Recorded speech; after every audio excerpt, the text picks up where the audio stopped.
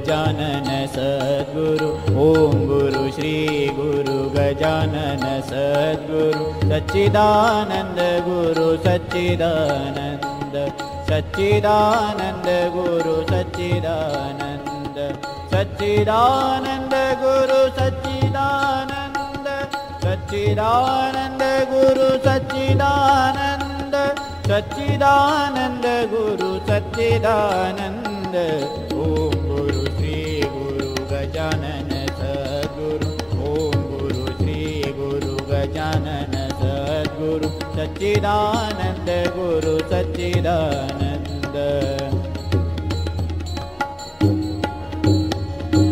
सच्चिदानंद गुरु सच्चिदानंद सच्चिदानंद गुरु सच्चिदानंद सच्चिदानंद गुरु सच्चिदानंद ओम गुरु श्री गुरु गजानन सद्गुरु ओम गुरु श्री गुरु गजानन सद्गुरु सच्चिदानंद गुरु सच्चिदानंद सच्चिदानंद गुरु सच्चिदानंद सच्चिदानंद गुरु सच्चिदानंद सच्चिदानंद गुरु सच्चिदानंद सच्चिदानंद गुरु सच्चिदानंद ओम गुरु श्री गुरु गजानन सद्गुरु ओम गुरु श्री गुरु गजानन सद्गुरु सच्चिदानंद गुरु सच्चिदानंद सच्चिदानंद गुरु सच्चिदानंद सच्चिदानंद गुरु सच्चिदानंद. आणि आज्ञेने आपल्या सर्वांच्या समक्ष आणि अनुमतीने मी या सत्रामध्ये श्रींच्या सेवेसाठी सादर होतो आहे. अनुमती असावी. आपल्या या सत्राचं शीर्षक विषयाचा मथळा हा आयोजकांनी फार सुंदर दिलेला आहे. श्रींच्या समाधीनंतर श्रींनी एक अभिवचन आपल्याला दिलं होतं, मी गेलो ऐसे मानू नका, आणि हे शीर्षक घेतलं. त्यानंतरच्या शेवटच्या सत्राचं शीर्षक श्रोत्यांचे शंका आणि समाधान करणारी चर्चा आपण इथे संपन्न करणार आहोत. कालपासून आणि उद्यापर्यंत श्रींच्या चरित्राची सांगोपांग चर्चा करण्याचा आपण प्रयत्न करतो आहे. जसं ही चर्चा आपल्याकडनं होते आहे तसं श्रींच्या निकट तर मन जातेच आहे, पण परस्परांच्या देखील आपण निकट येतो आहे. श्रींच्या भक्तांमधला सद्भाव जसा जसा आपल्याला कळतो, म्हणजे एका भक्ताला दुसऱ्या भक्तांच्या मनामधला अंतरंगामधला साधनेमधला सद्भाव कळत जातो, तसं तसं श्रींचं रूप देखील आपल्याला कळत जातं. त्रिगुणातीता तू सगुणात आला, आम्हासाठी रे सद्गुरू रूप द्याला. आपल्यासाठी महाराजांनी हे सद्गुरू स्वरूप धारण केलं. श्री पुंडलिकाला देखील भ्रम झाला होता ना गुणगावला. भागी ठाकरणीच्या सल्ल्याने मन थोडंसं विचलित झालं होतं की महाराज माझे आहेत का, मी महाराजांचा आहे का, महाराजांचा मला अनुग्रह झाला आहे का. मग महाराजांना तशी लीला करावी लागली. तू शेगावला जातोस, अमुक अमुक तुला प्राप्त होतं. पुंडलिका हा सगळा योगायोग असावा. या काकतालीय न्यायाला बळी पुंडलिका पडू नको. आपल्याकडे जे काही न्याय आहेत वेगवेगळे, त्या न्यायाने आपण एखादी गोष्ट निश्चित करतो. म्हणजे चंद्र दाखवायचा असेल उगवता, अगदी रीतीची कोर दाखवायची असेल, भाऊबीजेची उसट असते, आणि मग ती दाखवण्यासाठी कुठल्या तरी एखाद्या फांदीचा आधार घेतो. तर बघ तिथे फांदी आहे ना, त्या फांदीच्या दृष्टीने बघ, मग चंद्र दिसेल. असे काही न्याय आहेत, त्याच्यापैकी काकतालीय न्याय आहे. आपल्या सगळ्यांना ते माहीत आहे. छान शब्द वापरला दासगणू महाराजांनी तिथे. भागी म्हणाली की पुंडलिका असं नसतं बाबा, त्यासाठी अनुग्रह ते घ्यावा लागतो. आणि मग आपण त्यांचे शिष्य होतो. छान आहे तुझी मनोवृत्ती, भक्ती प्रवणता तुझ्यामध्ये चांगली आहे. मी ज्यांना गुरु करणार आहे त्यांना तू गुरु कर, असं म्हणून पुंडलिकाला तिने तिच्या पद्धतीने समजून सांगण्याचा प्रयत्न केला. क्षणभर पुंडलिक तयारी झाले, कारण या सगळ्या काल प्रश्न विचारला होता की अध्यात्मामध्ये अशी काही भुलवण वगैरे अशी चर्चा हेतुगुजामध्ये आली पण होती. अशी होतच असते, प्रत्येकाच्या वाट्यावर केव्हा ना केव्हा तरी काही ना काहीतरी येते. पण प्रत्येकाचं आपलं एक प्रारब्ध ठरलेलं असतं. आपल्या सद्गुरूंचं स्थान, आपल्या सद्गुरूंचं आपल्या मनामध्ये असलेलं आदरणीय स्थान जसं निश्चित ठरलेलं असतं, तसं त्या प्राप्तीचा योगही ठरलेला असतो, गुरुप्राप्तीचा. पुंडलिकाच्या बाबतीत तर प्रश्नच नाही. लहानपणापासून त्यांना महाराजांच्या विषयी ओढ होती, तेवढा भाव होता आणि ते महाराजांचेच होते. त्यामुळं महाराजांना लीला करावी लागली. सकाळी जायचं ठरलं आणि मग रात्री स्वप्नामध्ये येऊन श्रींनी पुंडलिकाला अनुग्रह दिला. तुला रीतीभातीप्रमाणे अनुग्रह हवा आहे ना, स्वप्नामध्ये सांगितलं ये माझ्याकडे कान कर. कारण की कानामध्ये मंत्र सांगितल्याशिवाय अनुग्रह प्राप्त होत नाही असा एक समज आहे, धारणा आहे, शिरस्त आहे, संस्कृती आहे. कदाचित ती पद्धत बरोबरही असेल, आपल्याला त्याला नाकारता येण्याचा आपल्याला काही अधिकार नाही आहे.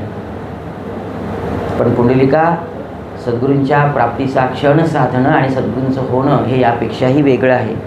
ही नुसती कृती झाली, ही नुसती वरवरची क्रिया झाली, पण आंतरिक क्रिया वेगळी असते हे महाराजांना सांगायचं होतं. तरीही पण तुझं समाधान करण्यासाठी ये, कान इकडे कर.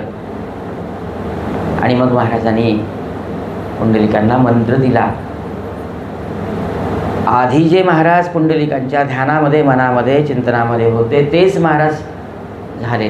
त्रिगुणातीता तू सगुणात आला, आम्हासाठी रे सद्गुरू रूप ल्याला. आता पुंडलिक म्हणतात, मिळो शक्ती आम्हा तुला आकळाया. सगळ्यात महत्त्वाची अनुग्रह प्राप्तीनंतर सत्शिष्यांची गुरूंच्या प्रती कुठली कृती महत्त्वाची असते माहिती का? आपल्या सद्गुरूंचं खरं रूप आकळून घेणं, कार्य आकळून घेणं, त्यांचं मन जाणणं. ते जे सांगतात त्यानुसार जे व्रताचरण करायचं आहे त्या व्रताचरणाचा खऱ्या अर्थाने भाव अभ्यासून घेणं, त्याला साधना म्हणायची. आणि मग महाराजांनी सांगितलं आणि मग पुंडलिकाने अर्थात पादुका मागितल्या, त्याच मुनगावी आहेत. हा नंतरचा कथाभाग आपल्याला माहीत आहे. तेव्हा महाराजांच्या प्रती आपले सद्गुरू आहेत ना महाराजांच्या लीला आपल्याला माहीत आहेत. महाराजांची मूर्ती पण छान आपल्याला ओळखता येते. केव्हाही स्वप्नामध्ये श्रीतरी महाराज होते माझे, सगळं ओळखता येतं. पण महाराजांना आकळून घेणं हे मात्र फार क्वचित जणांना जमतं. मिळो शक्ती आम्हा तुला आकळाया. एकदा का महाराजांना हे आकळणं जमलं की किंवा त्या पथावर आपण आलो की मग आपलंच काय, आपल्यासोबत इतरांचंही कल्याण होतं. सकाळी आपण बोललो कशासाठी आपण जन्माला आलो, ते इप्सित आपलं पूर्ण होतं, ते ध्येय आपल्याला गाठता येतं.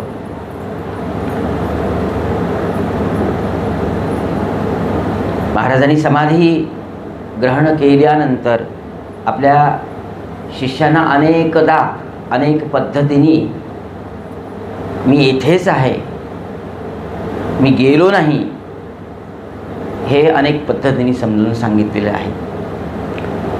काही लीला या ग्रंथामध्ये ग्रथित झाल्यात, समाविष्ट झाल्यात आणि काही लीला ऐकिवामध्ये पण आहेत. श्रींच्या समाधीनंतर श्रींचे साक्षात्कार बरेच झालेत.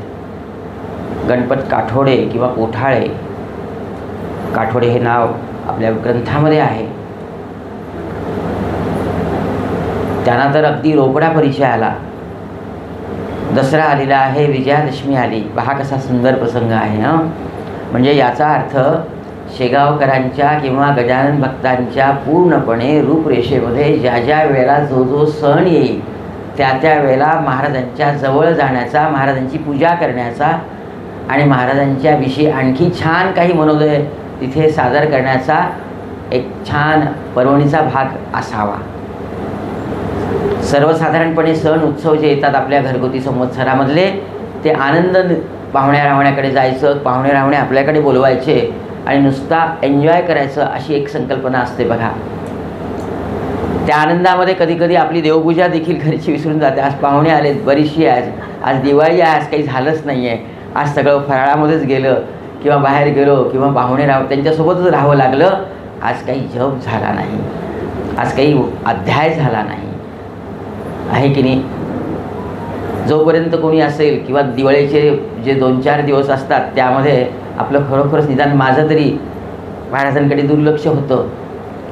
पण या कथेवरून, या लीलेवरून, गणपतरावांच्या लीलेवरून लक्षात आलं की विजयादशमीच्या निमित्ताने छानपैकी अन्नदान आणि अभिषेक करण्याची इच्छा त्या सद्भक्तांच्या मनामध्ये होती. फार काही ऐपत असावी असंही दिसत नाही. राहिली कंपनीचे ते एजंट होते, पुरेशी त्यांची कदाचित कमाई असावी. फार फार अगदी पुरेपूर आहे असं नाही आहे, प्रपंचापुरती असावी. म्हणून तर त्यांच्या कांतेला प्रश्न पडला ना. दासगणू महाराजांनी खूप छान वर्णन केलेलं आहे, फार छान सुंदर लिहिलेलं आहे की ते आपल्या नवऱ्याला म्हणते, कसं काय व्हावं हो तुमचं, अगदी कुठला दिवस आला, कुठलं औचित्य आलं की तुम्हाला महाराज आठवतात. अहो कधीतरी त्यांना विसरा, इकडे प्रपंचाकडे लक्ष द्या. फुटका म्हणीना अंगावरती मी लंकेची पार्वती, ही का गृहस्थाची रीती. संजय धराचा करावा. बरोबर आहे का हे रीतीभातीला.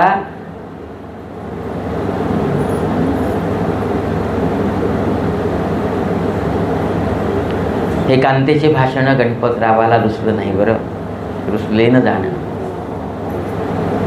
तिचंही बरोबर होतं खरं पाहिलं तर. आपले यजमान दिवाळी येऊ द्या, दसरा येऊ द्या, होळी येऊ द्या, कुठली पौर्णिमा येऊ द्या, कुठला गुरुवार येऊ द्या, कुठलं पंचांगानुसार येणारं छान पर्वणीचं काही येऊ द्या, हे आपले गजानन महाराजांच्या दृष्टिकोनातून काही ना काहीतरी नवीन काढतातच. आणि त्यामुळं काय होतं की माझ्या मनामध्ये जी इच्छा असते की अमुक घेऊ तमुक घेऊ, आता सण आला, लेकरंही आहेत पोटापोटी, त्यांचेही काही लाड असतात, पण यांचं आपलं वेगळंच चालतं. तिची आपली छान प्रापंचिक लढीवाळ तक्रार आहे बरं.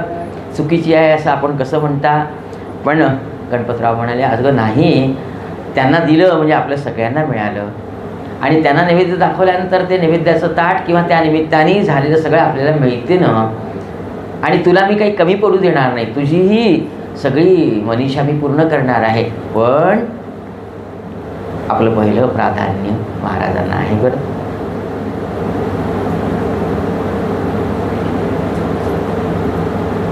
त्यामुळं पहिल्यांदा महाराजांच्या विषयी आपण चिंतन करू आणि मग बाकीचा सगळा उल्हास जो आहे, विलास जो आहे, तो प्रपंचाचा तर आहेच 5वीला पुजलेला, तो करायला आपल्याला काही पैसे थोडेच लागतात, काही करूया आपण सगळं. पण तिला ती कठोर तिची भूमिका घेतलेली तिने दिसते. आणि मग महाराज तिथे लीला करतात. तिला चांगलंच खडसावतं स्वप्न येऊन, तुझ्या बापाचं काही जातं का, तो करते तर करू दे. छान वाक्य टाकलं ना, छान वाक्य टाकलं. हे वाक्य रूपक, मी कधी कधी गजानन विजय ग्रंथामध्ये या कथेला रूपकातून बघतो ताई. कधी कधी हे रूपक असावं.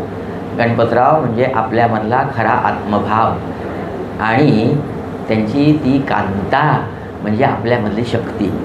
स्त्री, प्रत्येक पुरुषाची अर्धांगिनी म्हणजे त्याची शक्ती असते बघा. तिच्या वाचून काही चालत नाही. तिची जर अनुमती नसेल ना, तर पुरुषांनी कितीही जरी धडपड केली, मग ती प्रपंचामध्ये असू द्या किंवा परमार्थमध्ये असू द्या, काहीही चालत नाही. आपल्याकडे एक प्रथा आहे, प्रत्येक स्तोत्रामध्ये श्री असतं बघा. श्री गणेशाय नमः. बापटशास्त्री सांगतात, मुंबईचे ब्रह्मलीन बापटशास्त्री, ते सांगतात की श्री म्हणजे हे त्या आराध्य देवाची शक्ती असते. श्रीरामाची शक्ती कोण? सीतामाऊली. श्री महादेवाची शक्ती कोण? उमा. आणि विष्णूची शक्ती कोण? लक्ष्मी. तिला पहिल्यांदा विनवणी केल्याशिवाय नारायणापर्यंत जाता येत नाही. ती श्री जो असतो तो तिला मनधरणी असते. श्रीपाद श्रीवल्लभ ती श्री आहे, त्यांची शक्ती आहे. आपल्याकडे बघा ना तुम्ही, संवत्सर चाळा स्त्रियांना जास्त मान दिलेला आहे. स्त्री पूजनीय आहे आपल्या संस्कृतीला. श्रीयुत पुरुषांच्या पाठीमागे लिहितात. श्रीयुत, श्रींनी युक्त, ही संपन्नता ही खूप खूप मोठी आहे. त्यामुळं तिचीही मनधरणी करणं आवश्यकच आहे, तिचीही समजूत घालणं आवश्यकच आहे. महाराज बरोबर तिला सांगतात आणि मग ती पण तयार होते, आनंदाने तयार होते. म्हणजे आपल्यामधला शिव, आपल्यामधल्या शक्तीमध्ये हे द्वंद्व आहे. महाराज सांगतात तो शिव ज्या मार्गाने जातो आहे, जाऊ दे ना. त्या शक्तीला सांगतात ती शक्ती कुठली कुठली असते, रूपकामधून बोलूया. ती शक्ती ज्ञानशक्ती असते. ती शक्ती आपल्या धैर्याची पण असते. भगवंताकडे जसे षडऐश्वर्य असतं ना, तसं आपल्याकडे देखील अनेक शक्तींनी आपण युक्त असतो. मला छान हे डिजिटल टेक्नॉलॉजी हँडल करता येते, एक श्री माझ्याकडे आली. मला छान बोलता येतं, एक श्री माझ्याकडे आली. मला सफाईने एखादं काम करता येतं, एखादा छान पदार्थ छान तयार करता येतो. मला छान माळ ओवता येते, पूजा छान करता येते. मला एखादी रांगोळी छान काढता येते एखाद्या पुरुषाला. ही त्याच्याकडे आलेली शक्ती आहे. सर्व शक्तींनी संपन्न असलेल्या व्यक्तीला इथे खूप मोठी मान्यता असते किंवा फार मोठा मान असतो. ही शक्ती तिला महाराज खडसावून सांगतात, काय झालं, छान छान तुला बोलता येतं ना. माझ्यामधल्या शिवाला माझ्यामधली ती शक्ती बोलू देत नाही. असं काय बोलायचं, साधारणपणे छान गाणं म्हणून त्या व्यासपीठावर जाऊन छानपैकी बोलून मस्तपैकी बोलता येतं ना. ते बोलणं दुसरीकडे, इकडे कशाला, तिकडे जा करून व्यक्त करू ना. तसं ताईंना तिकडे जायचं होतं ना, आपल्या मैत्रिणीच्या ग्रुपमध्ये जायचं होतं ना. मग त्या इथे आल्यात. तिकडे नेणारी पण एक शक्ती असते, इकडे आणणारी पण एक शक्ती असते. ती पुरुषांमध्ये आणि स्त्रियांमध्ये सगळंच सारखं आलं ना. म्हणजे जसं पुरुषांना एक स्त्री युक्त व्हावं लागतं, तसं स्त्रियांना देखील स्त्रीयुक्तच व्हावं लागतं. त्यांच्यामध्ये कला आहे, त्यांच्यामध्ये पण आहे सगळं. पण ती शक्ती काही काही वेळेला आपल्यामधल्या शेवटवाला दुसरीकडे नेते. ती बाहेर नेते, कुठेतरी मॉलमध्ये, कुठेतरी मार्केटमध्ये, कुठेतरी अमुक म्हणून कुठेतरी गावामध्ये कुठेतरी घेऊन जाते. मग तिला महाराज स्वप्नामध्ये येऊन सांगतात, तुझ्या काय बापवाचं जातं ते, तो जे करतो ते तो म्हणजे कोण? शिव. आपल्यामधला आत्मभाव, आपल्यामधली आत्मजाणीव, स्वभाव. म्हणजे त्या आपल्यामधल्या स्त्रीला सांगितलं की तू स्वभावानुसार, जसं सकाळी आपण बोललो बाळाभाऊ पुरुषोत्तम योगावर प्रवचन करीत असत. मग त्यांच्यामधली ही जी स्त्री आहे ती त्यांना बाहेर घेऊन जाण्याचा प्रयत्न जरूर कधी ना कधी तिने केलाच असेल. पण महाराजांनी झटावला असेल, तुला काय करायचं, तो करतो ते करू दे, इथे राहू दे, त्याला इथे स्थिर राहू दे. म्हणजे त्या रूपकाचा विचार जर आपण केला तर महाराजांनी त्या गणपतरावाच्या कांतेला सांगितलं की तू थांब. गणपतरावाच्या शक्तीला सांगितलं की ही इकडे वळती कर, तो जे करतो ते करू दे. म्हणजे याचा अर्थ आपल्याकडच्या धनाला, मानाला, प्रतिष्ठेला, सगळ्या संचयाला, सगळ्या संचिताला महाराजांनी श्री म्हणून संबोधलेलं आहे, आपली शक्ती म्हणून संबोधलेलं आहे. आणि त्याला सांगतात तुझ्याकडे जे कलागुण आहे ते सद्गुरूंकडे वळव. आणि मग खरोखरच तो अभिषेक झाला आणि छान वाटलं. तर स्वप्न दृष्टांत झाला. पण त्यावरून त्या गणपतरावांच्या आणि कांतेच्या त्या वाट्यावर आलेल्या प्रचिती प्रत्ययावरून एक लक्षात आलं की महाराजांनी म्हटलं होतं मी गेलो ऐसं म्हणून काही खरं आहे बरं. श्रींचं अस्तित्व आजही विराजमान आहे, जसं आहे तसं आहे. आणि तेही पूर्वीच्या 32 वर्षाच्या काळामध्ये श्रींना भेटावं लागायचं ना सगुण देहामध्ये असताना. आता निर्गुणामध्ये गेल्यानंतर ते आपल्याकडे सहज येऊ शकतात, सहज उपलब्ध झाले. हाही एक फायदा झाला. मी गेलो ऐसे मानू नका या वाक्याचा खूप मोठा गर्भित अर्थ आहे, व्यापक अर्थ आहे.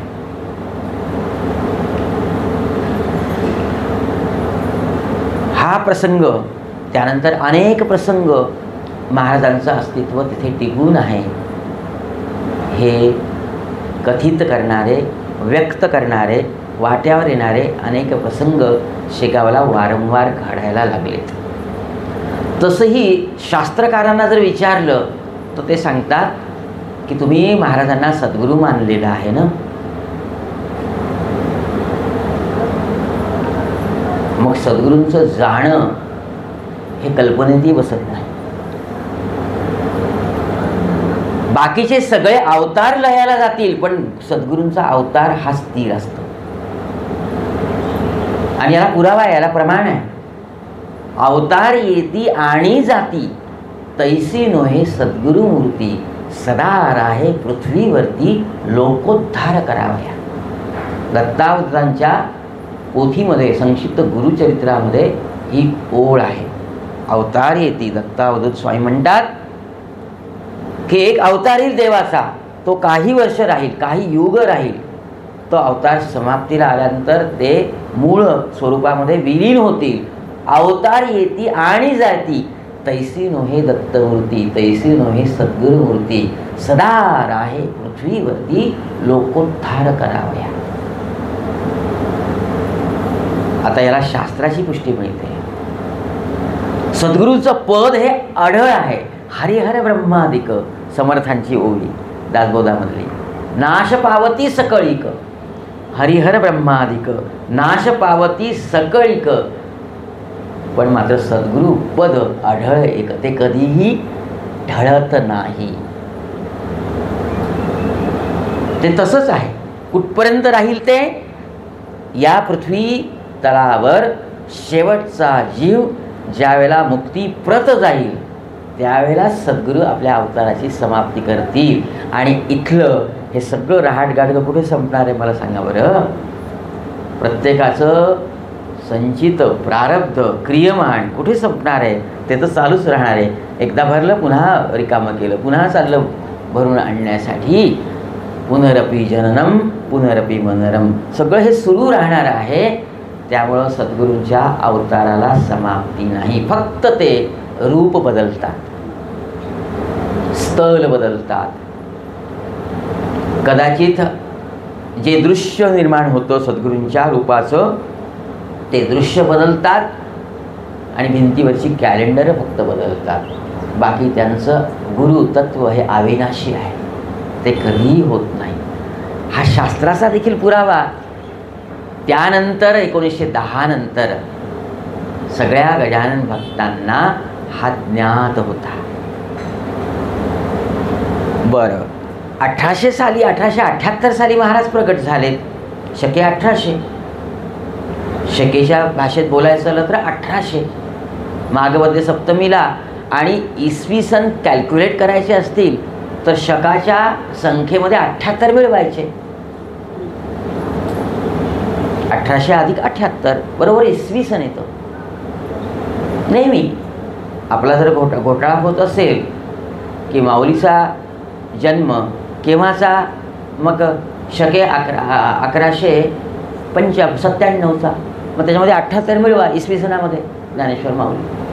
त्याच्या आधी निवृत्तीनाथ, त्याच्यानंतर मग सोपान, मग मुक्ताबाई, मग केव्हा अनुग्रह झाला ज्यावेळेला आपण ग्रंथ वाचतो की नाही, त्यावेळेला बऱ्याच वेळेला कन्फ्युजन होतं ना, शके, आणि आपण इसवी सन वाचण्याची आपल्याला सवय असते. मग त्याच्यामध्ये त्या शक्यामध्ये 78 ॲड करायचे, आणि जर इसवी सनामध्ये दिलं असेल आणि आपल्याला शकामध्ये कॅल्क्युलेट करायचं तर मायनस करायचे. मग शके 1878 साली महाराज प्रकट झाले. याचा अर्थ त्याच्या आधी हे गुरुतत्व नव्हतं का? होतं ना, त्या आधी होतं, निर्गुण स्वरूपामध्ये होतं, कदाचित दुसऱ्या स्वरूपामध्ये असेल, पण असेल. त्याच्याशिवाय का ही भक्त मंडळी उदयास आली का? त्याच्यासाठी का बंकटलालाकडे ही श्री आली का? त्याच्यासाठी का हे वैराग्य भास्करांच्या कुळामध्ये आलं का? त्याच्या आधी का पितांबर जन्माला ज्या कुळामध्ये आले ते कुळ पुनीत झालं का? आपल्या पूर्वजांना स्फुरण महाराज या म्हणून कशावरून झालं असेल? बयादार उघड असं कसं म्हटलं गेलं असेल? हा टाहो कशामुळे फुटला असेल? याचा अर्थ महाराज आधी होते. प्रगट झाल्यानंतर महाराज आपल्याला मिळाले आणि 32 वर्ष होते आणि त्यानंतर नव्हते, हे म्हणणं अतिशय मला असं वाटतं माझ्या पातळीवर अतिशय अज्ञानाचं आहे. नको हे बरोबर. महाराज आधी होते आणि नंतर तर होतेच होते, आणि त्यानंतर तर आणखी होते, आहेत, आजही आहेत. जशी जशी गजानन भक्त मंडळीची साधना गजाननाप्रती व्यापक होईल तसं तसं महाराजांचं अधिक व्यापक रूप आपल्याला पाहायला मिळेल. अहो 2024 चालू आहे, आणखी सहज एक साधारणपणे 100 वर्षानंतर, 200 वर्षानंतर, 400 वर्षानंतर पुन्हा ज्यावेळेला जर आपल्याला ही पूर्वस्मृती जागे ठेवून पुन्हा जर पाठवलं ना, आपण म्हणू अहो त्या काळामध्ये नव्हतं, आम्ही आलो होतो ना आळंदीला, त्यावेळेला शिबिर झालं होतं ना अमुक अमुक तारखेला, त्यावेळेला हे स्वरूप नव्हतं. 200 वर्षानंतर आपण इथे आलो, बापरे किती मोठं स्वरूप झालं, किती मोठी तंत्रविद्याही समोर गेली, तंत्रज्ञान समोर गेलं, बापरे किती महाराजांचं रूप जे आम्हाला त्यावेळेला कळलं नव्हतं ते आता कळायला लागलं. मिळो शक्ती आम्हा तुला आ कळाया. श्रोते हो, खरंच सांगू का, महाराजांनी समाधिस्थ होण्याचा निर्णय यासाठी घेतला की माझं आकलन भक्तांना अधिकाधिक व्हावं. जोपर्यंत महाराज समोर दिसत होते तोपर्यंत महाराजांच्या त्या बाह्य रूपालाच लोक बघत असतील, चिंतन करत असतील, पण ज्यावेळेला महाराजांचं ते रूप लोप पावलं त्यावेळेला आंतरिक चक्षुनी महाराजांची कल्पना करून पाहण्याची शक्ती वाढवावी लागली. एक नैसर्गिक सिद्धांत देतो तुम्हाला की झाडाच्या मुळावर पाणी टाकलं की नाही ते मूळ फार वाढत नाही. म्हणून एक कृषीतज्ञ आम्हाला भेटले होते, ते आमची अशी चर्चा चालू होती शेतीच्या संदर्भामध्ये की इथे जर झाड असेल ना तर झाडाच्या थोडंसं काही अंतरावर एक ओहळ बनवा किंवा एक पाट बनवा आणि त्या पाटामधून पाणी वाहत ठेवा. काय होईल, या झाडाला तहान लागली, झाडाला पाण्याची आवश्यकता आहे, मग झाड काय करेल, इकडे 2 फूट अंतरावर वाहिलेला जो पाट आहे आणि इकडे 2 फूट अंतरावर दुसरा पाट आहे, मध्ये ते झाड आहे किंवा झाडाची ओळ आहे, मग ते झाड काय करेल, स्वयंप्रेरणेने आपल्या मुळांना त्या पाण्याच्या दिशेने तहानलेलं होऊन त्या मुळाचा तिकडे प्रसार करेल. त्याला प्रसर असं म्हणतात. आणि झाडाची मुळं जेवढी वाढतील ना तेवढ्या फांद्या वाढतील आणि तेवढी फळं आणि फुलं येतील. किती सुंदर दृष्टांत आहे हा. आणि अनेक शेतकऱ्यांनी तसं केलंही. इकडे 2 फूट मध्ये झाड, मग इकडचे 2 फूट, इकडे 4 फूट मुळ्या वाढल्या ना झाडांच्या, आणि पाणी जेवढं पाहिजे तेवढंच ग्रहण केलं, पाणी वाया गेलं नाही. आणि आधी काय करायचं, पूर्णपणे बुडात टाकायचं पाणी, आणि मग ते मुळं आळशी होत कधी कधी जास्त पाणी झाली तर त्याला बुरशी पण व्हायची, आहे की नाही. छान आहे की नाही हा दृष्टांत. हाच नैसर्गिक दृष्टांत जर आपण लावला तर महाराजांचं निर्गुण निराकार स्वरूप ज्यावेळेला झालं ना त्यावेळेला भक्त अधिक व्याकुळ झाला, अधिक महाराजांना कल्पनेनी बघायला लागला. एकदा तरी आम्हास भेट रे गजानना. त्यानंतर ही कडवी जन्माला कशाला आली असती मला सांगा बरं. महाराज जर असते तर, महाराज हयात असते तर मी जर तिथे हयात असतो किंवा होतोही त्यावेळेला कदाचित, मग त्यावेळेला नाही लिहिलं गेलं माझ्याकडनं, एकदा तरी उचंबळून प्रार्थना, एकदा तरी आम्हास भेट रे गजानना. महाराज म्हटले मी समोर होतो ना, आता पाठमोरा झाल्यानंतर मान लागली लिहितो. वा वा वा वा. आणि हे होण्यासाठी मग मला काय करावं लागलं, महाराजांचा अभ्यास करावा लागला. बंकटलांनी कसं बघितलं असेल, बंकटा परी कसे तुला न्याहाळूनी बघू, भास्करा परी कसा प्रपंच हा क्षणी बघू. म्हणजे भास्करांनी कसं न्याहाळलं आणि बंकटलालांनी आणि भास्करांनी क्षणामध्ये कसा या प्रपंचाचा त्याग केला. क्षणिक हे बैल वायरे, हे घोडे सगळे कसे क्षणिक आहेत. ही वृत्ती आपल्याला निवजण्यासाठी महाराज निर्गुण आणि निराकार झालेत. बरं, ज्यावेळेला सासरी नांदायला जावं लागतं त्यावेळेला आईची आणि माहेरची किंमत कळते.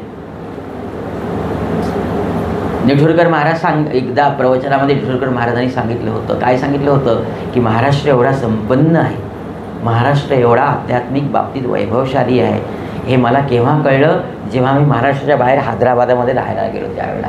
आणि आपलं घराच्या बाहेर आल्यानंतर कळतं. इथे पुण्याला आमची काही अकोल्यातले मुलं राहतात, तिथे 10वी 12वीपर्यंत आई अमुक खा रे तमुक खा रे, छान सकाळी छान तुझ्यासाठी मस्तपैकी थालीपीठ केलं, खाणं रे थोडंसं, उकटपिंडी केली, खाणं, नको मला. आणि इथे हॉस्टेलवर ज्यावेळेला राहायला येतात, मेस लावतात ना, त्यावेळेला मग इथल्या अन्नाची सगळी जी काही एक प्रचिती प्रत्यय येतो ना, दूर येतात ना, त्यावेळेला आईला फोनवरून गदगद स्वरामध्ये म्हणतात की आई आल्यानंतर मला सकाळी उकटपिंडी करून देशील. आईपासून दुरावलं तेव्हा आईचं महात्म्य कळतं ना, महात्म्य कळतं म्हणजे आईचा अभ्यास होतो, मातृत्व कळतं. मग मिळो शक्ती आम्हा तुला आकळाया, या आपल्या मागणीसाठी तर सद्गुरूंना समाधिस्थ व्हावं लागेल ना, नजरेआड व्हावं लागेल ना, आहे की नाही. या दृष्टीने बघितलं तर महाराज तुमचा अभ्यास आमच्याकडनं साधून घेणं ही जीवनाची साधना आहे ना, आणि ती साधना करून घेण्यासाठी आपण दृष्टीआड झालात. बरं, फक्त या भौतिक दृष्टीआड झाला, बाकी आंतरिक आत्मिक दृष्टीच्या कक्षेमध्ये आपण आलात. मी गेलो असे मानू नका. बरोबर आहे. हे जर समजूत आपण एकमेकांना सांगितलं तर जरा बरं वाटतं. हो, आणि तसंही महाराज जर असते, ठीक आहे मी जात नाही, राहतो, अगदी पिढ्यानपिढ्या इथे राहतो, तर सकाळी मी बोलल्याप्रमाणे त्यांची ती आविर्भावाची जी एक दैहिक सवय आहे ती आपल्याला सांभाळता आलीच ती का? नाही नाही नाही. म्हणजे आपल्याच भल्यासाठी ते आलेत, अवतीर्ण झालेत, आणि आपल्याच भल्यासाठी ते समाधिस्थही झालेत. देह कष्टवती संतांच्या विभूती ज्या इथे अवतार घेतात ना, त्या केवळ तुमच्या आमच्या भल्यासाठी येतात, भल्यासाठी आणि जातातही भल्यासाठी, बाकी दुसरा कुठलाही उद्देश नाही. थोडासा विषय वेगळा राहील, पण कधीकधी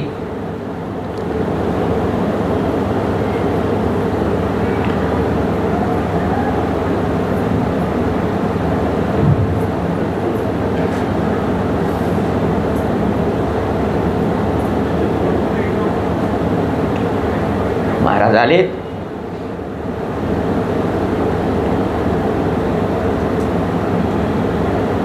बंकटलालांनी आग्रहपूर्वक कर्तव्य बुद्धीने महाराजांना नेलं. कुठे रानोमाळ महाराज फिरत होते. महाराज त्यावेळेला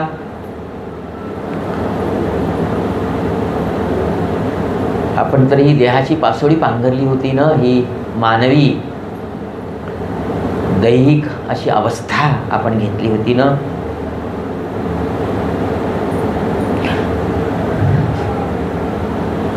मानसपूजेमध्ये कधी कधी असं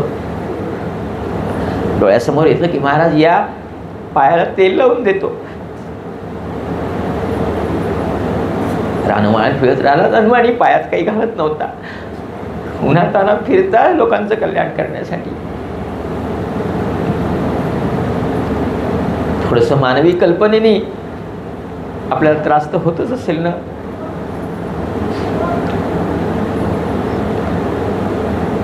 या महाराज पाय चेपून देतो.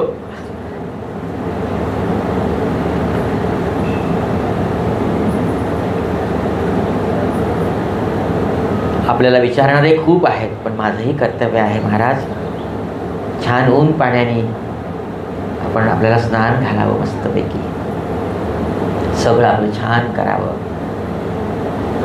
जसं आपल्या घरच्या लेकरासाठी आपण करतो ना तसं. घरी लेकरू नाही आलं की उंबरठ्यामध्ये जाऊन आतुरतेने वाट पाहतो, तसे आपली वाट बघावी. आपण देव आहात, परमेश्वर आहात, हा भाग वेगळा. पण या सगळ्या गोष्टी आम्हाला करू द्या महाराज, निदान मानस पूजेमध्ये तरी करू द्या. अनेक लोक आपल्याला बघतात, दृष्ट लागत असेल, दृष्ट काढू द्या आपली. महाराजांची दृष्ट काढतो ना आपण. त्रास झाला असेल ना सगळ्यांच्या या सगळ्या गलबल्याचा, निवांतपणे झोपा. तुम्हाला माहिती आहे आपल्या गादीच्या त्या कक्षामध्ये शेगाव शिरस्ता यासाठी आहे की मौन बाळगायचं. शिणून भागून आलेली आपलं गुरुदैवत पहुडलं आहे. आपल्या नुसत्या बोलण्याने आपलंही बोलणं संयुक्तिक असतं, पण त्यांना जाग येईल, त्यांची झोप मोड होईल. म्हणून निवांतपणे हळूच. आपल्याकडे एक शिरस्ता आहे, शेजारची करत असताना टाळ्या मोठ्याने वाजवायच्या नाहीत, अशा वाजवायच्या. ही तालिका अशी शेजारतीला झांज वगैरे, मग त्यांना झोपवायचं आणि इकडे गलाबला करायचा, त्याला काय अर्थ आहे? नुसतं अगदी अशा टाळ्या, हातावर हात असा नसतो पडल्यासारखा, आणि स्वर हळू ठेवायचा. शेवटचं कडवं तर असं की मनात त्या मनात उपांश स्वराने जप केल्यासारखा शेवटच्या स्वरामध्ये की आता पगोडा पलंगी, आणि हळूच ताल लावायचं आणि बाहेर यायचं. मानसपूजेमध्ये आपण जरा करून बघा, हे मी करतो, आपण जरूर करून बघा. कधीतरी सकाळी 3:30 वाजता जाग आली तर शेगावला जावं. महाराज खूप थकलात ना, जे काही सध्याच्या विद्यमान असलेली काही औषधी असेल, काही गोष्ट असेल, ते त्यांना द्यावं. हे आणलं का माझ्यासाठी, वा वा, हे छान आहे. छान त्यांचं आपल्याकडनं असं छान संगोपन करावं. काय होतं की मग अधिक त्यांच्या निकट आपल्याला जायला मिळतं. तसे भाऊ कवर देखील ज्यावेळेला डॉक्टर झालेत ना, त्यावेळेला महाराजांना कधी खोकला झाला किंवा कधी कफाचा त्रास झाला तर भाऊ कवर औषध द्यायचे. महाराज घ्यायचे नाही, तुझ्या औषधाची मला जरुरी नाही आहे. आणि मग भाऊ कवर काय करायचे माहिती का, अगदी चोरून लपून महाराजांना चहा प्रिय असायचा, चहामध्ये टाकायचे, आणि चहाचा घोट घेतला की महाराज ओळखायचे, हां भाऊ टाकले वाटते तुझं औषध या चहामध्ये. असा देखील एक पूजेचा, मानसपूजेचा प्रकार भाऊ कवरांच्या त्या कथेमधून आपल्याला सुचतो. थोडक्यात आपण विषयाकडे पुन्हा येऊ की महाराज आपल्याकडून आजही त्या स्थितीमध्ये आपल्यापर्यंत अधिक निकट स्वतःला आणण्याचा प्रयत्न करतात, आणि त्या प्रयत्नाला आपण प्रतिसाद द्यायला हवा. आणि तो प्रतिसाद एकदा दिला ना की मग आपलं भक्ती वैभव अधिक वाढतं.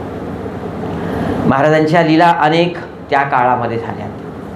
एवढा मोठा लाकडी गोल अंगावर पडून देखील नाईक नवऱ्यांच्या मस्तकाला इजा झाली नाही. जयपूरवरून आलेली, जयपूर कोथळीवरून आलेली एक जी बाई आहे, तिला दत्तात्रेयाचा दृष्टांत झाला की तू जा आणि तिथे गजाननांच्या दरबारामध्ये जा, तुला जी बाधा आहे किंवा व्याधी आहे मानसिक पातळीवर, ती व्याधी आपोआप दूर होईल. मग रामनवमीला तू जा असं सांगितलं, आणि मग ती गेली. आपल्याला ही कथा माहीत आहे की एवढा मोठा खांब होता तो लाकडी खांब. त्यावेळेला सभामंडपाचं काम सुरू होतं ना, आणि खांब उभारले होते, सुरक्षित उभारले असतील, पण गर्दी इतकी अलोट झाली की त्या लोटालोटीमध्ये तो खांब कुठेतरी ढळला, आणि ढळल्यानंतर नेमका या बाईच्या अंगावर, तिची मुलं पण होती, त्या बाईच्या अंगावर तो कसा कोसळावा, महाराजांना ती लीला करावी लागली, आणि मग तिच्यामधून ती त्या व्याधीमधून बाहेर पडली. याचा अर्थ कुणालाही काहीही इजा न होता बरोबर महाराज तिथे आजही विद्यमान आहेत, आणि त्याला त्या व्याधीमधून बरे करतात. देवळाचं बांधकाम सुरू होतं आणि एक मजूर उंचावरून खाली पडला, 20-30 फुटावरून खाली घडीव दगडावर पडला. आता पडल्यानंतर तो कशाला वाचेल? तो डोक्यावर जर पडेल किंवा कुठे काहीतरी काही ना काहीतरी त्याचं नुकसान तर होणारच ना. नाही जीवाचं झालं तर निदान देहाचं नुकसान झालं. लोक म्हणाले आता झालं, असं कल्याण झालं, वाजले 12 याचे. पण सोपान साये ज्या परी उतरती जनभूमीवरी तैसे झाले त्या मजुरा कारणे, असं दासगुरू महाराजांना लिहावं लागलं. हळूच ते आले आणि पडता पडता कोणीतरी माझ्या कराला धरलं, माझ्या हाताला धरलं, असं त्या मजुराने सांगितलं. अहो मी जणू काही खाली आलो, शिडीवरून खाली येतो तसा मी आलो. आणि ज्यावेळेला मी अगदी पडतोय खाली, धाडकन आदळतो आहे, त्यावेळेला माझ्या हाताला धरून मला कोणीतरी झेललं. बरं, सगळे म्हणाले बाप रे, केवढं बाबा तुझं पुण्य. निर्गुण निराकार झालेल्या महाराजांना सगुणामध्ये येऊन तुला स्पर्श करावा लागला आणि तुला तुझ्या चेतनेला त्या स्पर्शाची जाणीव झाली. केवढं भाग्य तुझं. बापरे, सांगा आता. म्हणजे याचा अर्थ असा की ते त्या निराकार अवस्थेमध्ये केवळ नाहीत, तर साकार देखील आपल्यासाठी होण्यासाठी तयार आहे. मी गेलो असे मानू नका. केवढं भाग्य तुझं. अभिश्राप कोणाचा संत न घेती साचा. आजही ज्यांची श्रद्धा जिथे जिथे आहे, ज्यांची ज्यांची तिथे आहे आणि जे जे त्यांनी मागितले ते सद्गुरुराया पुरवतात. कुठलंही अहित कोणाचं होऊ देत नाहीत. त्याचसाठी ते आलेले आहेत. जडाला जीवाला तारण्यासाठी ते तिथे आलेले आहेत. आणि सच्चित स्वरूप आहे. सकाळी एक विषय निघाला होता की अस्ति भाती प्रिया ठाई योगेश्वर निमग्न राही. ईश्वराचं अस्तित्व 5 गुणांनी आपल्या भक्तीमध्ये, आपल्या या संप्रदायामध्ये, भक्ती संप्रदायामध्ये किंवा सगळ्याच संप्रदायामध्ये निश्चित करण्यासाठी 5 गुणांचा आधार घेतलेला आहे. अस्ति, भाती, प्रिया आणि नाम आणि रूप. नाम आणि रूप या 5 तत्वगुणांनी ईश्वरांचं अस्तित्व आपण आपल्या या देहाला किंवा परस्परांना या सगळ्या जाणीवेमधून समजावून सांगू शकतो. 5 गुण आहेत. त्याच्यापैकी नाम आणि रूप. नाम तर दिलंच होतं शेगावकरांनी. खरं नामरूपाचा गलबला प्रकृतीच्या आश्रयाचा असं पहिल्या अध्यायामध्ये आपण म्हटलंही आहे. पण नाम तर गजानन हे दिलं होतं. गजानन महाराज कुठले? ते लहान मुलाला देखील फोटो, घरामध्ये फोटो असतो, गजानन बाबा कुठे आहेत, बरोबर त्याच्याकडे तो पाहतो. नाम गजानन हे माझं नाम आहे. आणि रूप तरी सावळ सुंदर असलेलं रूप हे महाराजांचं आपल्याला माहीत आहे. आणि ते अस्ति, भाती आणि प्रिय या गुणांनी छान सकाळी आपल्याला मेघनाथांनी सांगितलं. या तिन्ही गोष्टीमुळं की महाराज आजही इथे अस्तित्वात आहेत. काल होते, आजही आहेत, उद्याही राहणार आहेत. त्यांचं जाणं अशक्यच आहे, शक्यच नाही. अस्ति आणि भाती, ज्याच्या माध्यमातून या सगळ्यांच्या, ज्यांच्या माध्यमातून हे जग आपल्याला कळलं. आणखी एक फार छान गोष्ट मी तुम्हाला सांगतो की वाऱ्यामुळं कदाचित महाराजांच्या कृपेचा सुगंध माझ्यामुळे येतो, माझ्याकडे येतो. वाऱ्यामुळं महाराजांच्या गळ्यामध्ये घातलेला हाराचा, फुलाचा सौरभ माझ्याकडे येतो, किंवा चरणी वाहिलेलं फूल किंवा लावलेल्या अत्तराचा सुगंध वाऱ्यामुळं माझ्याकडे येतो. हे एक वाक्य झालं. दुसरं वाक्य प्रतिप्रसवता बघा. अहो त्यांच्यामुळं मला हा वारा सुगंधित आहे हे कळतं.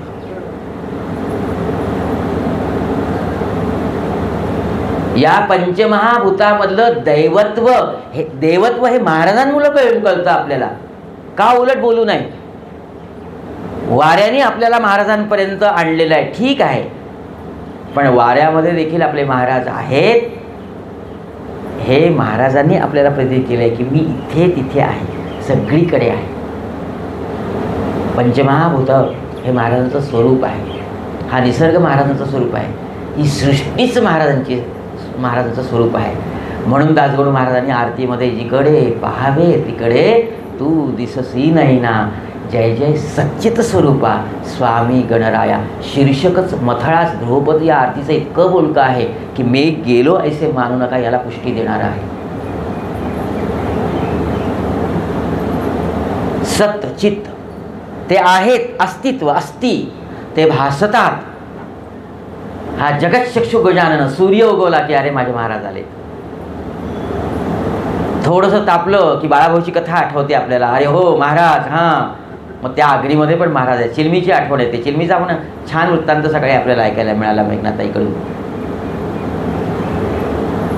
पाणी, मन नदीला पूर आला किंवा भास्कराच्या शेतामध्ये, भक्तराज भास्कराच्या शेतामध्ये अगदी 11 वर्ष ज्या विहिरीला पाणी नाही, खळावून झरा फुटला, ती अगदी वापी भरून गेली, सजल केली.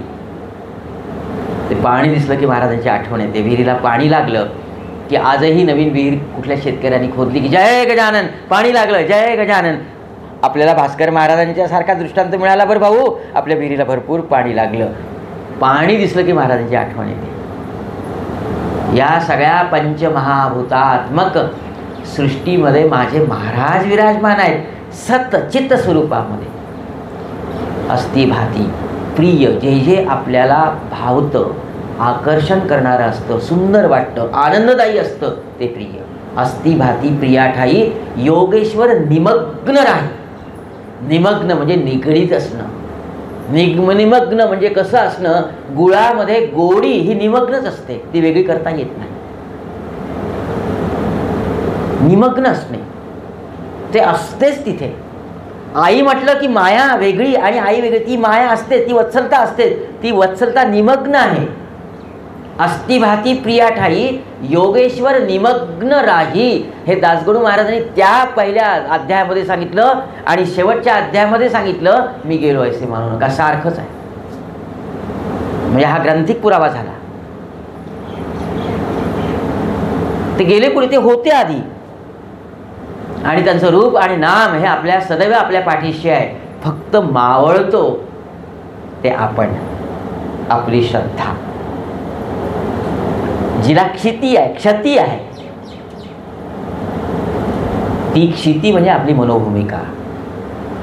ती श्रद्धा कधी कधी वाढते आणि कधी कधी कमी होते. बदलतो, आपणच बदलतो, आपलेच रंग बदलतात. ते त्यांच्याच ठिकाणी आहेत. अस्ति भाती प्रिया ठाई कायम आहेत, सच्चित स्वरूपामध्ये आहेत. पण भक्त मात्र त्या सच्चित स्वरूपामध्ये नसतात. पण काही काही भक्त मात्र कायम असतात. न लगे मुक्ती धनसंपदा. महाराज तुमचा संत संगम आम्हाला हवा आहे, तुमचा संग देई सदा, असे असतात. तेही चिरंजीव असतात. आजही बंकटलालाची ती भक्ती तुमच्या आमच्या माध्यमातून विद्यमान आहेच. आजही भक्तराज भास्कर त्या त्यागी वैरागी आणि त्या संजीवन समाधीपर्यंत पोचणाऱ्या त्या वृत्तीने आज निमग्न आहेत. जसे सद्गुरू तसे सत्शिष्य.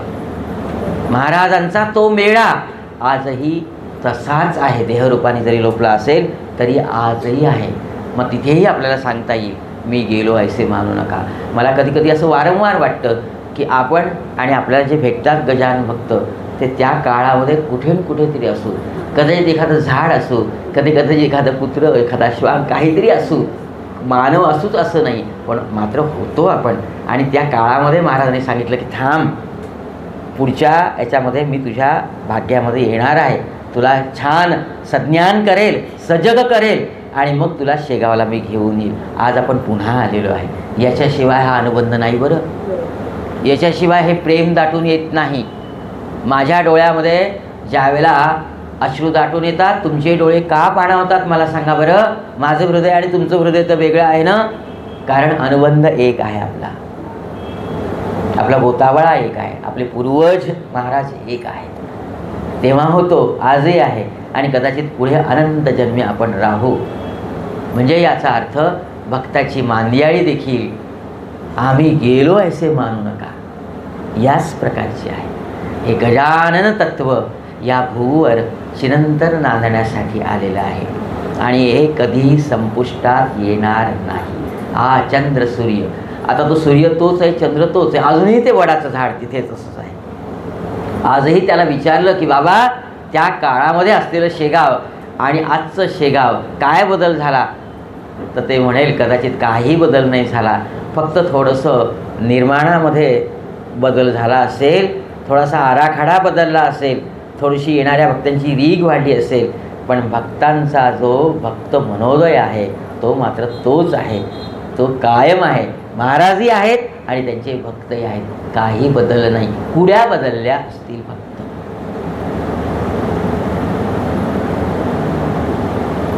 याचे दृष्टांत पोथीमध्ये जे आहेत तर इतरत्रही आहेत.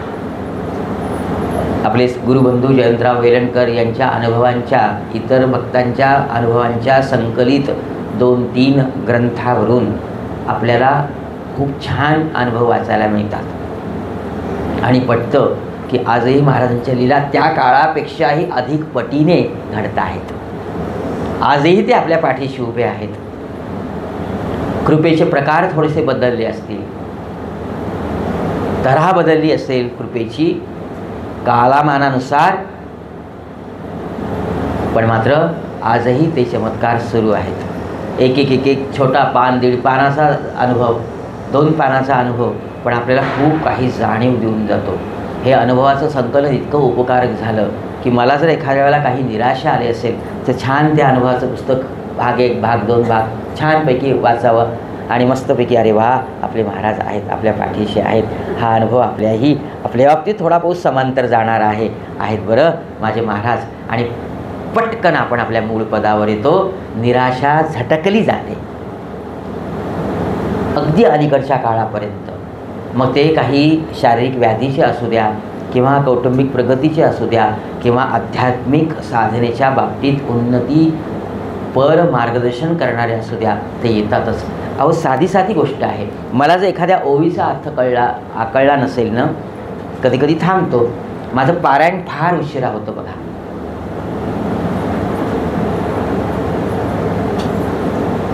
म्हणजे तुम्हाला कदाचित 2-2.5 तास लागत असतील, मला जरा जास्तच वेळ लागतो. मग एखादी ओवी आली की तिथे मन थांबतं किंवा डोळे डबडबतून येतात, मग काहीच दिसत नाही, चष्मा ओला व्हायला लागतो आणि मग तिथे नाही जरा थांबावं लागतं बराच वेळ. त्याच्यामुळे सामूहिक पारायणामध्ये मला जरा जास्तच, मी अतिशय पिछाडीला पडलेलो आहे. मग तिथे गेल्यानंतर मग असं ती ओवी डोक्यामध्ये राहते, अरे असं कसं काय, तुमच्या बाबतीतही बरंचसं होतं, बरीचशी विचारणा. यानंतरचा आपला प्रयत्नही आहे की एकमेकांच्या शंका एकमेकांना समजून सांगण्याचा आपला प्रयत्नही राहील. मग बऱ्याच वेळेला होतं, मग विसर पडतो. मग कधीतरी 3-3:30 वाजता सकाळी जाग आली की नाही आणि महाराजांच्या प्रती असं एखाद्या मानसपूजेमध्ये जाण्याचं छानपैकी स्वप्नरंजन करण्याचा सवय असते, प्रत्येकाला असते, तुम्हाला काय सगळ्यांनाच असेल. मग त्यावेळेला त्या ओवीचा अर्थ आपोआप आपल्या मनामध्ये, अरे हे असं असावं, हां अच्छा हे असं आहे, आणि मग उठल्यानंतर लिहून ठेवावंसं वाटतं किंवा मग सांगावंसं वाटतं, आज असंच झालं, त्या ओवीचा अर्थ कळला नव्हता. आजही ते धावून येतात. साध्या अडचण. अजुर्दय राहिले संत आहे ना. नागपूरला ज्यावेळेला महाराज जातात त्यावेळेला अजुर्दय राहिले संत हा आपल्या प्रांतामधला शब्द नाही आहे, हा तिकडचा मराठवाड्यातला शब्द आहे. मला समजायचंच नाही, त्याचा पर्यायी शब्द पण मी शोधला, पण शब्दार्थ केवळ समाधान करत नाही.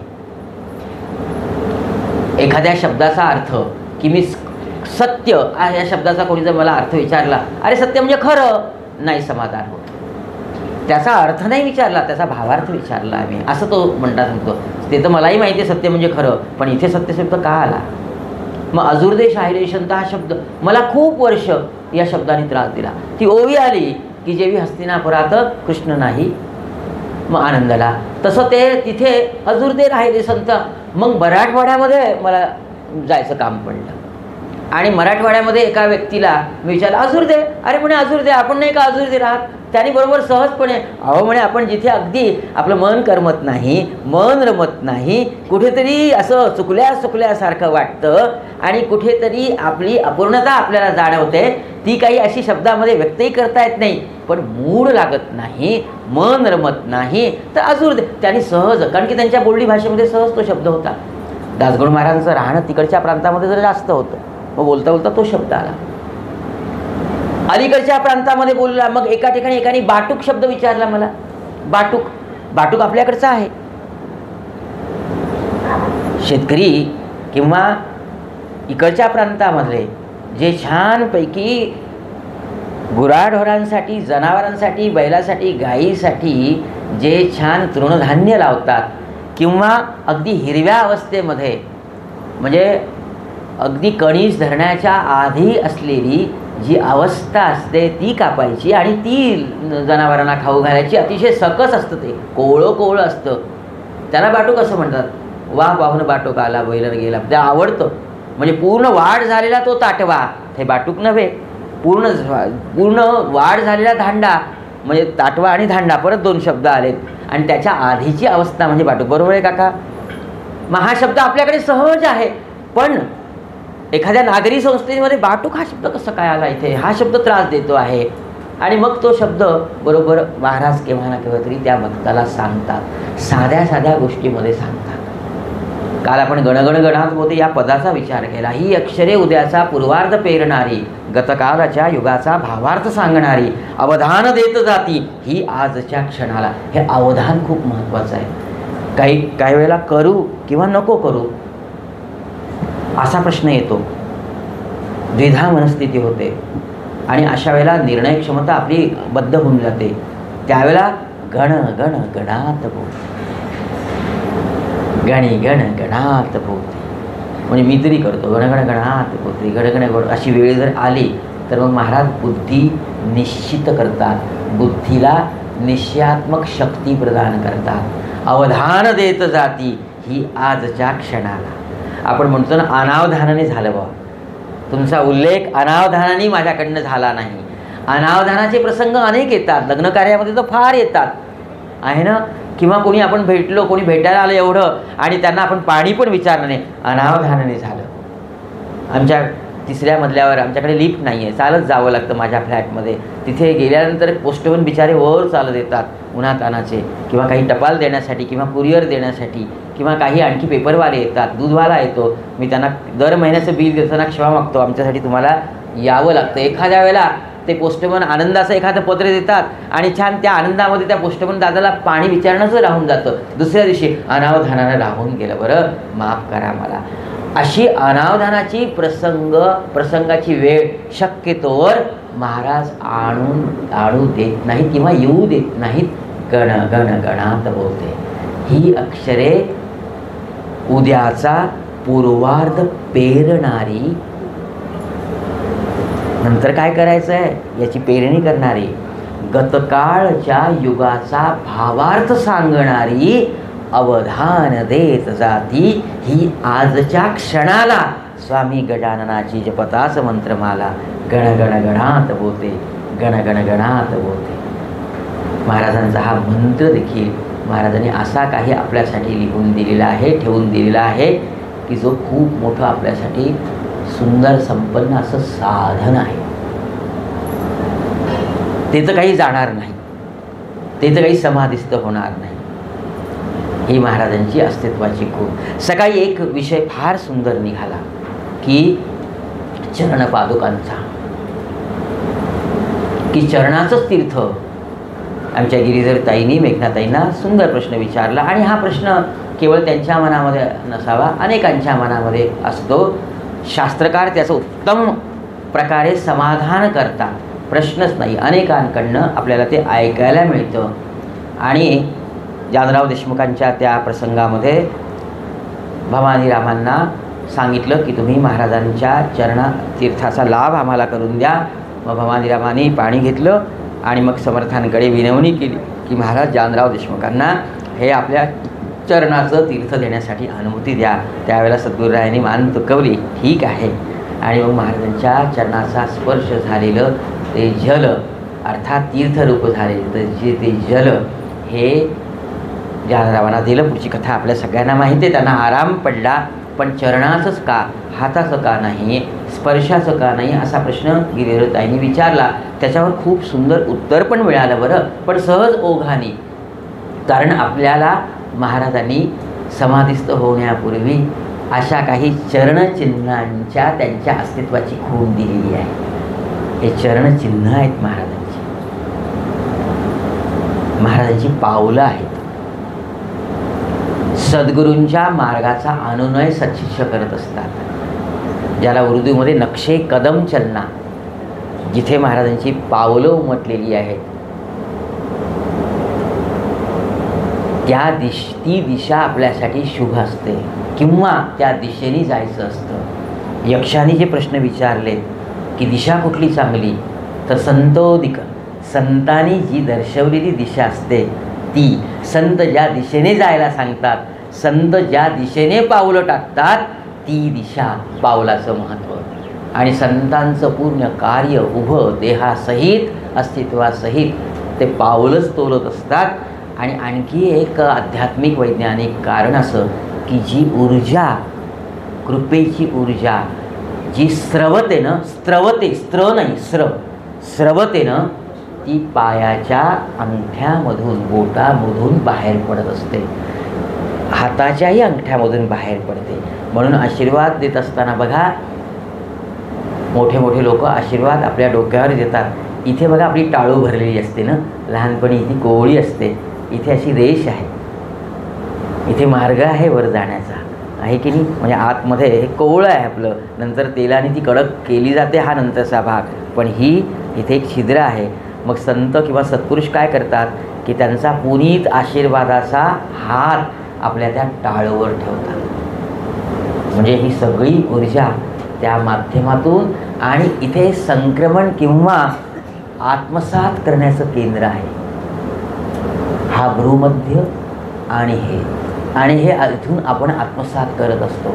म्हणून आपण जिथून ती ऊर्जा बाहेर पडते तिथल्या गोष्टीला स्पर्श वारंवार आपल्या मस्तकाचा व्हावा यासाठी.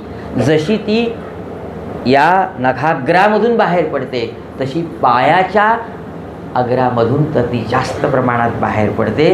म्हणून चरणचिन्हाचा आपण ध्यास धरायचा, चरण पादुका मागायच्या. आणि म्हणून आपल्याकडे आणखी एक गोष्ट आहे की पाद्यपूजा. पाद्यपूजेचं त्यासाठी सगळी सद्गुरूंची शक्ती त्यांच्या त्या चरणामध्ये असते.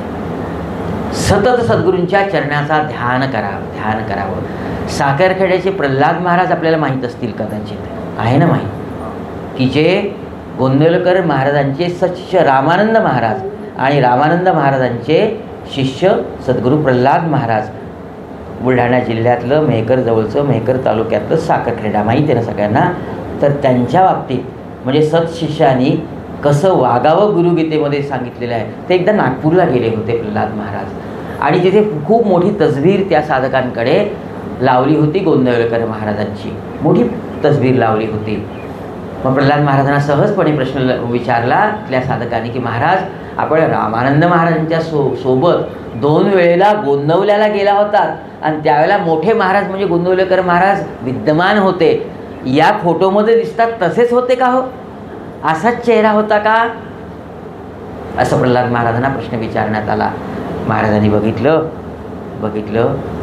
की म्हणे, बाळ, फार कोमल बोलणं होतं प्रल्हाद महाराजांचं. मला त्यांचं सगुण दर्शन अनेक वेळेला झालं होतं त्या काळामध्ये. फार कोमल, बाळ, चेहरा तर मला काही सांगता येणार नाही, पण चरण मात्र हेच होते. चरणाचा अनुनय करावा. रामायणामध्ये नाही का लक्ष्मणाला सगळी सीतेची सगळी ती ही दाखवली ना, दागिने दाखवलेत ना, की हे होतं का, ते होतं का, वहिनींचं हे नसेल ते नसेल, तो चुडामणी आहे की नाही मला माहीत नाही आहे, पण मात्र चरणामध्ये जे जोडवे किंवा वाळा आहे तो घातलेला माझ्या माऊलीनी, सीता माऊलीनी, माझ्या आईने, तो मात्र माझ्या सीता माऊलीचा आहे. लक्ष्मण देखील आपल्या वहिनींच्या गुरुरूप असलेल्या वहिनींच्या चरणाचाच वेध घेतात. चरणाचं महत्त्व अनन्य आहे. आपल्याकडे सुरुवातीला मंत्रदेवता होत्या बघा, सगुण नाही, मंत्रदेवता होत्या. हे सगळे मंत्र ह्या देवता आहेत. म्हणजे देवतेचं खरं स्वरूप मंत्र, की जे मुखोद्गत राहतं, ते कधी लोप पावत नाही, ते कधी कोणाला देण्याचा आणि घेण्याचा प्रश्नच नाही आहे. मग नंतर त्या सगुण स्वरूपामध्ये आपण चित्ररूप देवता केल्यात आणि त्यातही ती देवता आपल्याला सहजपणे सांभाळता येईल. तर ती चरणचिन्हाच्या माध्यमातून सांभाळण्याची प्रथा आपल्याकडे सुरू झाली. किती सहज साध्य आहे. आजही बघा की जिथे पादुका असतील तिथे अगदी आपण नतमस्तक होतो. चरणी शरणागत होण्याची प्रेरणा देणारं सद्गुरूंचं चिन्ह, अस्तित्वाचं चिन्ह म्हणजे कोण, तर सद्गुरूंच्या पादुका. म्हणून तर पुंडलिकाने काय मागितलं स्वप्नामध्ये, आपल्या पादुका द्या. आजही त्या अस्तित्वात आहेत आणि पादुका आहेत म्हणजे महाराज आहेत. मी गेलो ऐसे मानू नका, याला परत पुष्टी देणारं हे पादुकांचं महात्म्य, पाद्यपूजेचं महात्म्य. आजही प्रत्येक मंदिरामध्ये गाभाऱ्यामध्ये मूर्ती जरी असली तरी बाहेर एक चौथरा छोटासा ओटा असतो आणि तिथे पादुका असतात, जिथे आपण मस्तक टेकवतो. मला 1-2 जणांनी सांगितलं की हे बघा म्हणे पादुकांचं दर्शन कसं घ्यायचं. मी आपलं घेतलं आणि 2 अशा वर आलेल्या ह्या असतात ना खुंट्या, त्याच्यावर मस्तक नाही टेकवायचं, त्याच्या समोरच्या अंगठ्यावर मस्तक टेकवायचं म्हणे. सद्गुरूंच्या अंगठ्यामध्ये सगळी शक्ती असते म्हणे. मी आतापर्यंत त्या नुसत्या त्या वरच्या ह्याच्यावरच टेकवायचो, झालं नाही. नाही म्हणे तसं नाही, थोडंसं मागे समोर असलेले अंगठे त्याला आपला माथा टेकवायचा, हे खरं दर्शन आहे. मला त्यावेळेला तेव्हापासून मग मी इथला स्पर्श घ्यायला लागलो. ही अशी सद्गुरूंच्या कायम अस्तित्वाची खूण आहे. ही सगळी चर्चा, हे सगळं चिंतन यासाठी की महाराज आजही आपल्या अवतीभोवती आहेत, सगळीकडे विद्यमान आहेत. किती वेळ नाही, 15 मिनिट. या सगळ्या गोष्टी, कारण की मला एक पद म्हणायचं आहे ना, म्हणून मी म्हटलं. मग त्याच्या आधी मला एक थोडासा वेळ पदासाठी हवा आहे, यासाठी विचारलं. ही सगळी प्रचिती प्रत्यय म्हणजे हे मला अजूनही 1 तास जरी सांगायला तर माझ्याकडे दृष्टांत मी लिहून आणले आहेत, अनेक आहेत, अलीकडच्या काळामधले आहेत. सगुण रूपाने दर्शन भक्तांना महाराजांनी आतापर्यंत दिलेलं आहे. आणखी एक गोष्ट, थोडासा एक वेगळा विषय तुमच्या कानावर कदाचित, की गुरुतत्व एकच असतं. आपले महाराज आणखी एक सांगतात,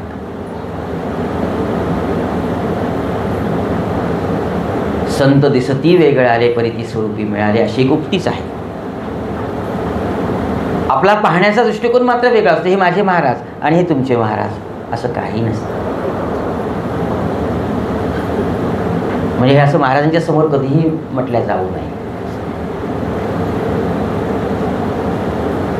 कुणाच्या स्वरूपामधून महाराज आपल्या समोर येतील हे काही सांगता येत नाही. कधी कधी ओळखीचाही एखादा आपला नेहमीचा मित्र असतो, त्याच्या माध्यमातून देखील अनेक लीला आपल्याला ऐकायला मिळाले. तो म्हणतो मी आलोच नाही आणि आपण म्हणतो कालच तर तो येऊन गेला. महाराज येऊन जातात अनेकांच्या माध्यमातून. एखादं असं वाक्य आपल्याच घरच्या एखाद्या लहानाकडून आपल्याला ऐकायला मिळतं, म्हणतो अरे बापरे, हे मला कसं सुचलं नाही, आणि याच्यामध्ये फार मोठा गर्भित अर्थ आहे. महाराजांची वाणी त्याच्या माध्यमातून आपल्यापर्यंत पोचली जाते. ही सगळी मालिकाच आहे आणि ही सगळी मालिका येन केन प्रकारे आपल्यापर्यंत महाराज पोचवतातच, निश्चितच पोचवतात. आता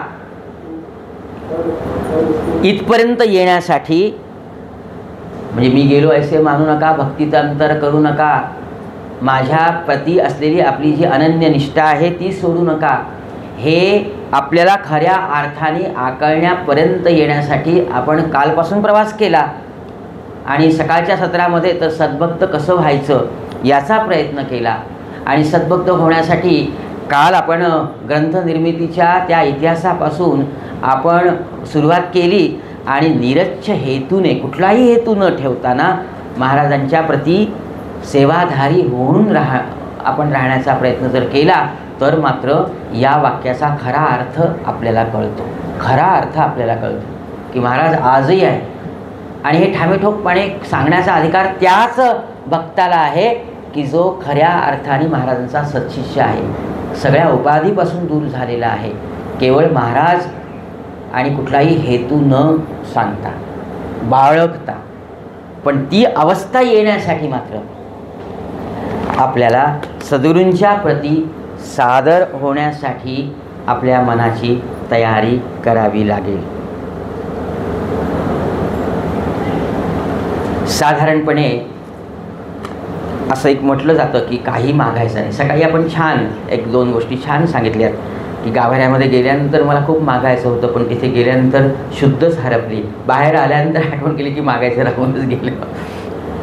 आपण त्या सद्भक्तांना छान रिमार्क दिला की तुमची केवढी मोठी भक्ती की तिथे तुमचा विसर पडतो, आणि मागणं हा एक आपला स्वाभाविक गुण आहे. बघा, कधी कधी तो दोषही ठरतो, पण स्वाभाविक आहे.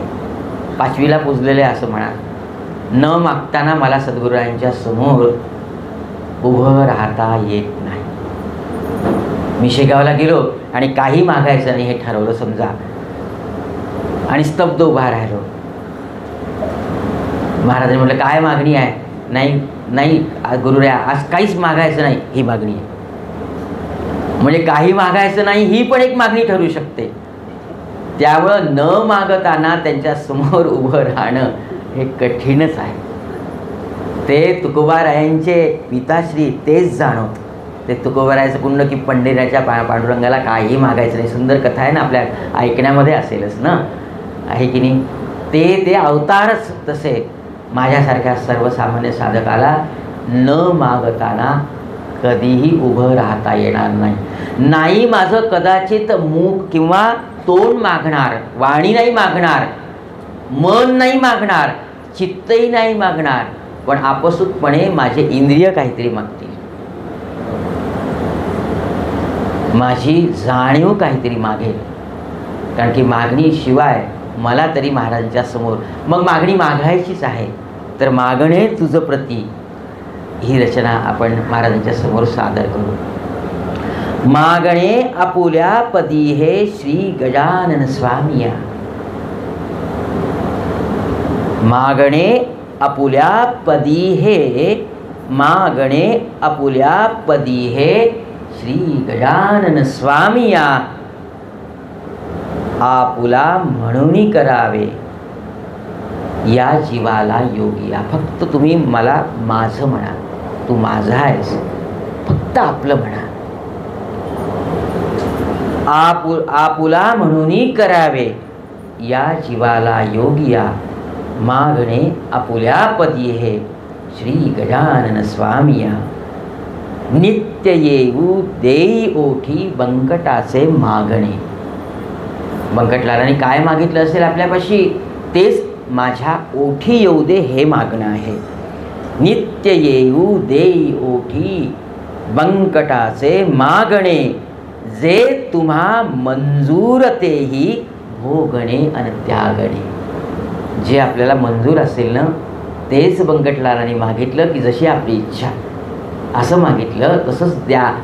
आणि जे आपल्याला मंजूर असेल ना तेच द्या.